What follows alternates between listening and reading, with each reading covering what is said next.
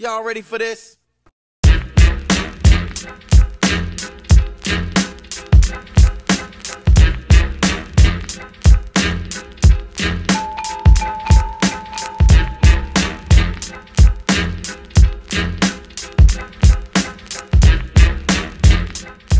So right here is where everything started, 1024 Victoria.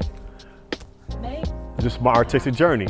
You know, when I first did everything, you know, like when I first fell in love with hip hop, writing my first rhymes, drawing my first shirt.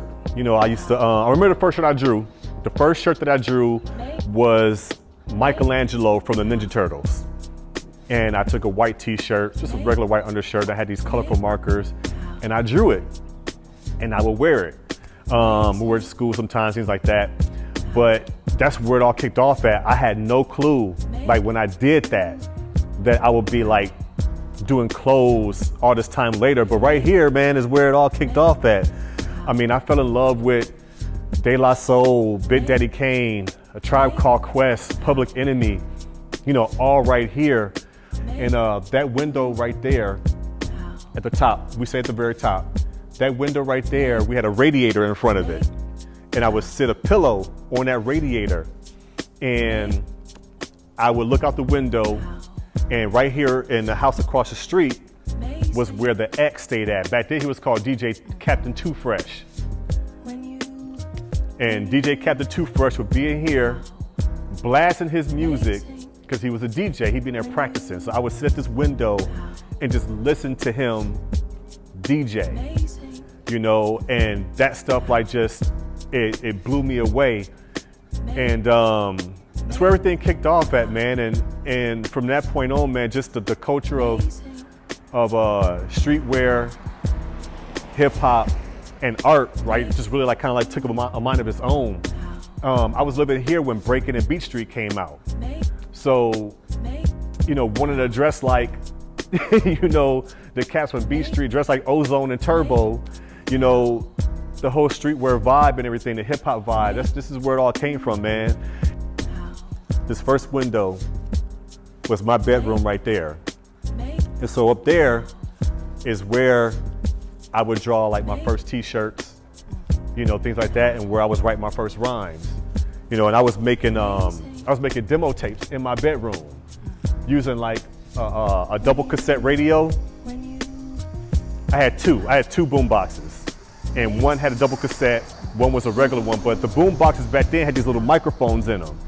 And so with a double cassette radio, I would take a break from a song and I would have my blank tape here and I would cue it up, hit play on one, record on the other, record that break for like whatever seconds or however many bars it was, pause it, rewind that one back, hit it again. Before you know it, I had like a 3-minute, 4-minute instrumental. And so I would take that instrumental, play it on one boom box, the other boom box with the microphone built in. I would sit in between it like this, and I would rap over the instrumental, recording on this one, and creating whole like demos with that. And just artistic creation, man. Just the expression of being artistic and improvising with what you have, you know, with the cardboard, with the white t-shirts and the markers, you know, just being artistic and creating things, man. And this is kind of where it all happened. Right here on 1024 Victoria, man. Just watch the car. Right here on 1024 Victoria, that's just where it all happened at, man. Just all the magic, and you fast forward all these years, man. It's crazy. The house looks so different too. Like it had bushes right here, right there. There's a dog in there. There was a dog in there when I was here before too. That dog was mean as hell. But right here is where it all kicked off at, man. But yeah, used to get bullied in the street too. Torrance Hughes lived right there. He was like one of the main bullies. He used to mess with me all the time, but we cool now. Like, you know, we grown people now. Torrance is cool as hell. But yeah, this is where it all happened, man. 1024 Victoria. Beginning of Afresh Culture.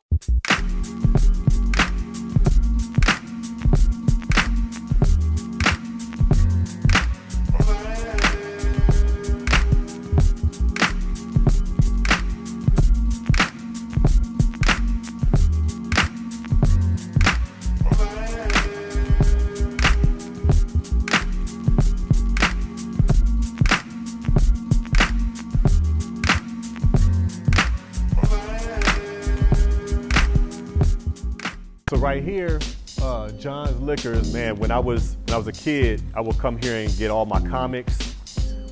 When we lived on Victoria, we didn't have a washer and dryer, so right there was the laundromat that my mom used to always send me with all the laundry, like everything.